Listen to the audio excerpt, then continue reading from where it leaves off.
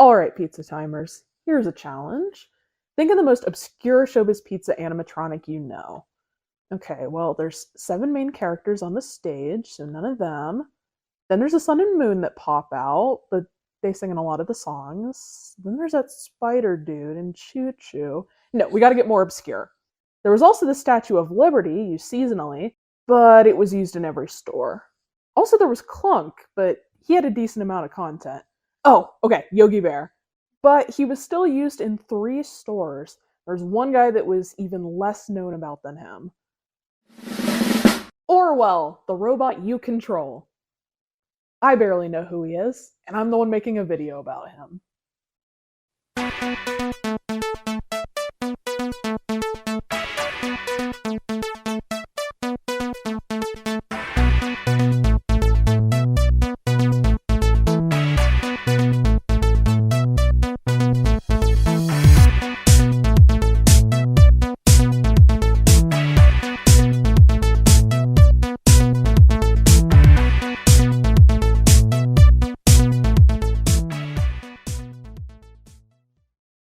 So, a lot of people who went to ShowBiz Pizza as a kid actually remember Uncle Clunk. He was used in dozens of locations, and we've got a decent amount of material about him. Clunk was designed to be the first traveling character from Creative Engineering, a temporary guest star that would be installed for a while and then moved to a different store.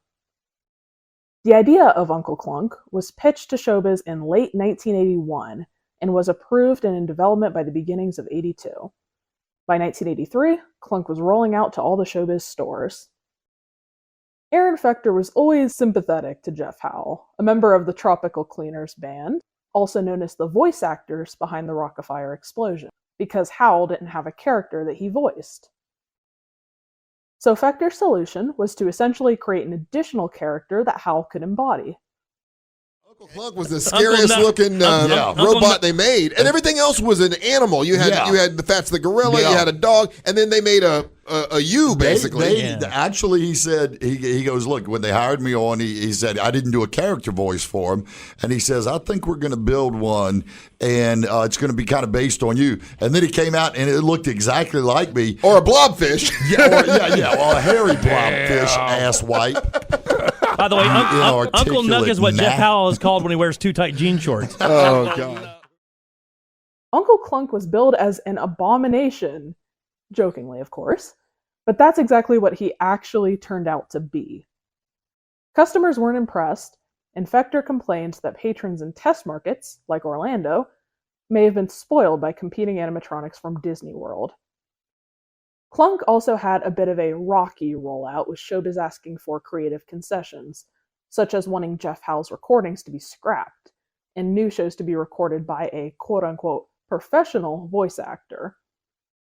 ShowBiz also produced advertising that was oddly worded at best and nonsensical at worst. He's the funniest robot science ever made. During Uncle Clunk's struggling debut, Fechter was forced to admit that Clunk hadn't set the world on fire as I hoped he could do. The rollout coincided with financial struggles at ShowBiz, and future traveling characters, such as Paul McCartney, who was slated to be next, got scrapped entirely. But Clunk was still utilized for a few years to come. He was changed up a little bit to become Country Clunk to give him more content in late 1984. Clunk's animatronic also had a second persona, becoming reused for Santa Claus in the winter even. So it's no wonder we have several of these surviving today, despite the low production numbers. The Country 2 show tape, and its Country Clunk counterpart, was the last production done by Creative Engineering for ShowBiz Pizza prior to the merger with bankrupt Pizza Time Theater. At this point in time, tensions between Creative Engineering and ShowBiz were at a fever pitch. We'll cover more of that in future episodes. But post-merger, ShowBiz Pizza took more creative control and began spearheading entertainment projects of their own, giving Clunk an even longer legacy. One test project involved placing a Clunk animatronic in the game room, transforming him into sort of a Laszlo-esque fortune teller advice giver. Hello, kids. This is your old friend, Uncle Pappy. And it's time now for your Uncle Pappy do's and don'ts. Now, it's all very simple, so just listen. Oh, do an Uncle Pappy do, but don't do an Uncle Pappy don't. 'Cause an Uncle Pappy do will be good for you, but an Uncle Pappy don't won't. Bye now, kids. Also, this clearly isn't Uncle Clunk, guys. It's Uncle Pappy. See, he's got a beard. To the best of our knowledge, Uncle Pappy utilized only 3 short shows, where he was voiced by Scott Wilson, who was best known for voicing Chuck E. Cheese from 1984 to 1993. But ShowBiz did not stop there. They went ahead and used the same Clunk animatronic once more in the game room, this time in a more interactive and cool way. They repurposed the Clunk mechanism for Orwell, the robot you control. If you're keeping track, yes, that is 5 characters from the same animatronic. 5! What, did they just have a warehouse surplus of these guys? Orwell most likely got his name from George Orwell, the famed author who is best known for dystopian novels such as 1984. Orwell was token-based, and by paying a token you were able to press buttons on a control panel and move around a few aspects of the character. Concept art showed him standing as a bear mech with a sign inscribed with "Showbiz Robotics Revealed," along with his name and slogan, signifying that he could be controlled by a customer. Although we don't have solid dates, it's likely these tests happened sometime between 87 and 88, when many of the concepts from 1986's attraction development program became a reality. 2 variations of Orwell were known to exist, one that was a bear mechanism, similar to the concept art, and a later version that was split in half. Both versions allow you to see the inner workings. Honestly, this was a very innovative idea, and I could see kids finding it fun and learning a bit about how the animatronics on stage operate. You could say it's ruining the magic, but at least it's better than Chuck E. Cheese breaking the 4th wall and verbatim telling you he is a robot. You know, it's show business that me and all these electronical animals around here love. I mean, it's show business that's running deep in the depths of our very wiring. Right down in the bottom of every micro-circuit. Not a ton is even known about Orwell besides that little bit I just covered. And that may be because both him and Uncle Pappy were only tested in a single location. According to Paul Linden, the former director of entertainment for ShowBiz, this was the Richardson location in the Dallas area. There are only a handful of photos of Orwell that exist online to go off of. And that's about all we've got of him, and holy crap, they made merch of him. Yes, apparently they did have merchandise for this one-off character. It is so obscure that the ShowBizPizza.com website didn't even know about this. It wasn't in the archives. So obscure that there was no photo of it, no mention of it online until the September of 2022 auction.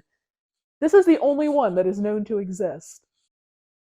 Since this is the only one that has ever surfaced, I can't imagine they had many of these made. And with that is all the information that is known about the character of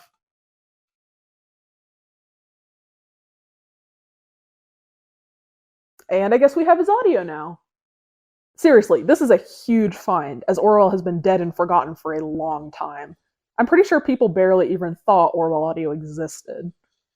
It's such a small, weird part of showbiz history. It was so unlikely that it was to be found. God bless those Mafia archives. I'm going to play you a short clip of this audio here on our show. I'll explain to you in a second why I'm saying a short clip, but for now, enjoy this never-before-heard audio. Hello, my name is Orwell. I'm here to obey your every command. I have been programmed so you control my movements by pushing the buttons in front of you. I'm ready if you are. It's likely that this was used for the first iteration of Orwell, the one which was simply a bear mechanism. The booming, echoey voice lends itself to what one might expect to hear from such a robotic-appearing character. As mentioned, 2 versions of Orwell were tested. The second version was simply Country Clunk, sliced in half to reveal his underlying mechanics, but still retaining a recognizable appearance. This is similar to the Chuck E. Cheese split body mechanism created in 1983 for an exhibit at the Electronics Museum at the Foothill College in San Jose. This version of Clunk even has a unique soundtrack with 3 different spiels to attract guests. My name is Orwell. Those great folks at ShowBiz decided to let me show you how to robots for our show work. You can control my movements by the buttons on the control. From here on, I'm in your hands. Hello, my name is Orwell. Those great folks at ShowBiz have been telling me for years that I've got a split personality, so I finally decided to put it to work for me. By using the buttons on the control panel, you can be in charge of my movements. I'm in your hands now. Hello, my name is Orwell. Those great folks at ShowBiz have asked me to show you how to robots for our stage show work. If you use the buttons on the control panel, you can be in charge of my movements. Well, I'm ready if you are. Although the voice actor is unknown, they're doing a fairly solid impression of Country Clunk. It's not certain, but it's possible, if not likely, that the voice was Joe Conti, programmer for ShowBiz at the time, and also the corporate or showbiz voice of Rolf DeWolf when ShowBiz was producing their own shows for the Rock-afire Explosion, without any involvement from creative engineering. And that is the story of Orwell, the bizarre and short-lived experiment by ShowBiz which kept Uncle Clunk sort of alive for years past his initial debut. It's an interesting pulling back of the curtain, especially for this time period. When the Rock-afire Explosion debuted, they were a technical marvel, a pinnacle of 70s and 80s audio animatronics. To reveal the programming directly to patrons is pretty unique. It may be harder to appreciate how groundbreaking this was in present day, as technological advances have allowed consumer-level hobbyists to have an amazing level of control over a Rock-afire Explosion show. Modern software, such as Program Blue, has allowed collectors and fans to program their own skits, playable on a Rock-afire Explosion animatronics show, or even on a 3D computer-simulated version of the show. Examples of fan programming can be seen here, and here, and also this spectacular one right here. So as you can see, it's easy to be spoiled these days, knowing how simple it can be to play around with programming a Rock-afire character. But just remember, countless kids were able to do this over 30 years ago, and some even walked away with an awesome pinback button to prove it.